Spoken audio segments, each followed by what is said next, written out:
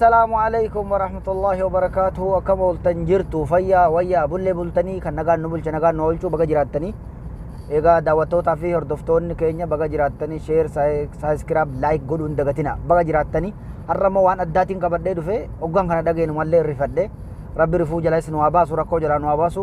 wallaalumma jalaa nu abaasu kan kalee taate harra wallaalu jalaas rabbi nu abaasu nama diin ofiitii fi fira ofii addaan baafatullee rabbi nu haa godhu baga jiraattanii yeroo kana geessanii hawaasni Oromoo biyya hundara jirtan baga jiraattan arma geessan egaa wanni Oromootu nama bulchitu nama oolchitu duun dubbanne dubbatuun dirqama gaahii wanni deemaa jiru ulmaan Oromoo irratti waan akka nama ajaa'ibaati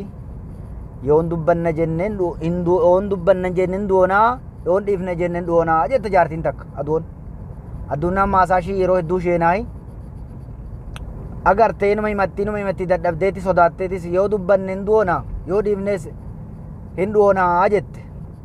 nutis yoon dubbanna jennees duoti dhuftee yoon calleefna jennees hin doonaa akkas taane waan amma biyya keessatti ilmaan namaa ilmaan hadhayyeessaa ilmaan yatiimaa warra qoonqoo fiidhaa bulchuu dadhabeen kottaati wareegame lubbuu hanke balleessi janii dirqaa jiran kanarraa dubbachuun barbaadeeti bakka biraallee hin beeku godina Kamisee Wallo keessatti wanni deemaa jiru waan nama ajaa'ibaati amma warra kaabinee tahee isaan jala deemaa ture sodaatee baqatee saara sheenetuun naaf hime wanna ajaiba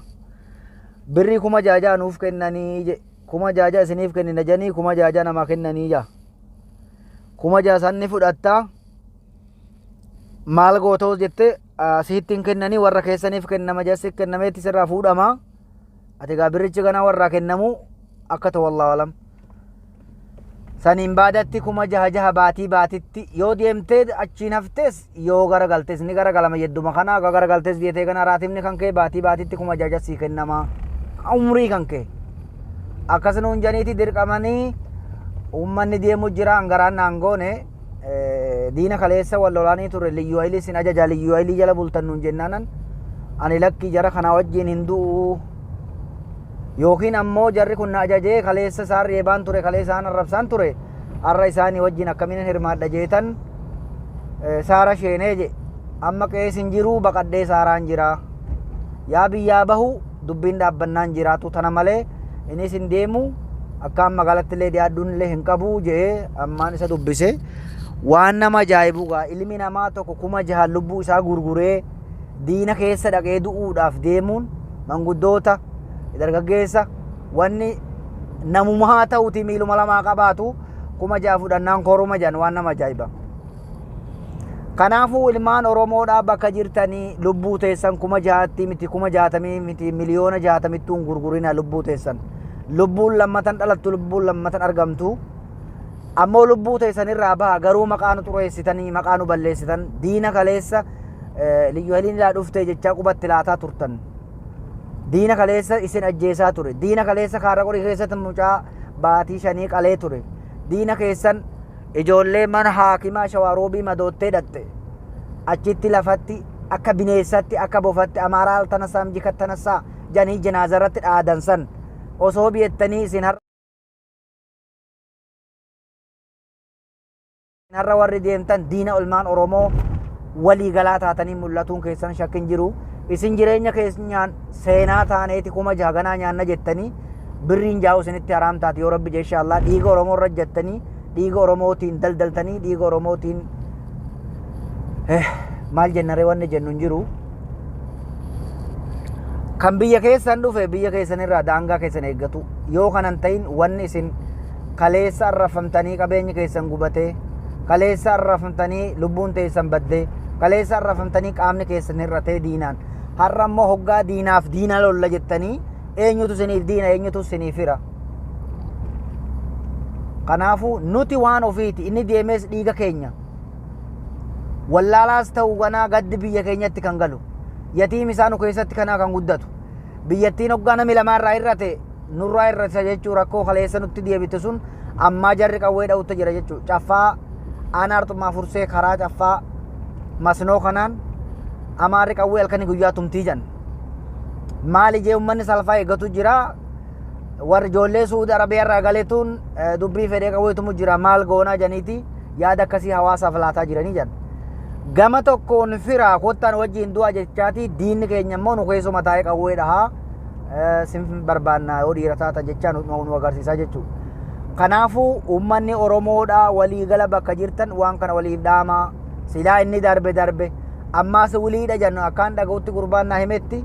gurbaan kanallee maqaa isaa nan gaafatiin himullee barbaaduun illee himu yaada biraatis irraa fudhuufan ta'a jechuudha. Kanaafuu maallaqa 6,000 hoodhaati amma kottaa makiinaa korii warra keessanitti fayyadamu amma dhuftu hoodha gaafa dhufu hin beeku akkamiin namni birri 6,000tti lubbuu isaa gurgurata ibiddatti deemuudhaaf makiinaa meeqan fe'amee deeme jedhanii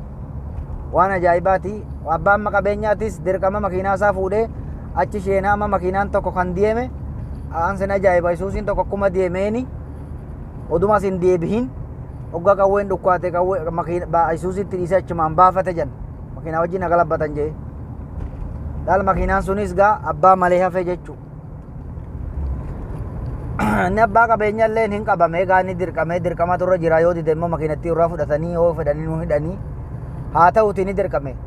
Garuu warrumti godinaa kaleessa ummati kun diina ta'ee gaafa waraana akkasii bobbaasu gaafa kamisee keessa waraanni akkasitti ummata keenya olii gadi oofee fiixu gaafa qallotti waraanni qawwee sun dhukka'u dirqamni har'a isaan irra jiru kun maaliif gaafsan dirqamni dhufee warra waan kana gocha kana dalage maaliif hin tasgabbeessini maaliif waan saniif hin dubbatin har'a ammoo ummata keenya dirqamatti kottaa biyyarraa yaa'aa jaan isaanumti kaleessa qawwee dhahuu dhiisi warra qawwee dhahuu hunu baloo hin jenne yookiin baqaddaa hin jenne as buuteen isaanii dhabame isaanuu liqimsuuf ture waraanni suni warra kaleessa isaanillee irraa buuse akka isaanillee hin booji'amne akka isaanillee akka re'eetti hin qalamne godhe har'a ammoo kottaati biyyarraa deemaa janii biyya keenya baraaraa jiran biyya isaan baraaran maali biyya lafaa fi lafeetu wal ajjeesuu jira malee wanni siyaasa keessa galche hin jiru wanni mootummaa keessa galche hin jiru jechuudha. Nama lafa daangaa ofii babal'ifatuudhaaf daangaa irratti wal loleef hoggaa waan nama ajaa'ibu keessa uummanni Amaaraa kun gaafa rakkoon isaan irra geesse Itoophiyaa janiiti sabaa sablammii janii si afeeratan. Fakkeenyaaf gargaarsa maqaa masgiidaatiin wal gaafa muwaaxatti masgiidni gubate godhame Affar hin hafne, Soomaleen hin hafne, Gumuuz hin hafne, Tigree hin hafne jechuudha. Namni maqaa Islaamaatiin ta'e garuu daldalli sun guuramee sagalee naannoo Amaaraa sheene jechuudha. Deebihi barana gaafa walloo rakkoon sun keessa kufe Amaaraa kattanasaa jecha dhiiga namarratti taphataa ture. Hanga ammatti seerri isaan dhiyeessanii nuti humna qabna janii humna irratti hin dhaadan kana gabbaasan hin jiru jecha. Biraan dabarree warri godinaatis uummata Oromoodhaan rakkoon kun guutuun irra gaheef takkaa waan godhan hin agarree waan isaan janillee hin dhageenye. Dhiigi namaa akkasitti dhangala'ee lubbuun namaa bade madoon akkasitti madaa'e karaa haakima deemuun dhabe mootummaan har'a humna qabu kun eega fira ta'e saba sablammii ta'e Itoophiyaadha maaliif haakimii karaa deemuu dhabe namni haakimii bakka itti dhaquu dhabe maaliif manatti wal'aanname namni mootummaan kaleessa humna dhabee karaa itti namni haakimii dhaquun dhabee Amaarri akka fedhe karaa irratti bahee ilmaan keenya qalaa ture warra Suudirraa galu saara buusee maal godhe warra haakimaaf meeshaa fuudhee deemu maal godhaa ture. Diina ka ammas ga'usan hunda oduu garaa qabnu warri har'a diina san wallaalee diina walakkaa deeme diinaaf qoraan ta'e jechuu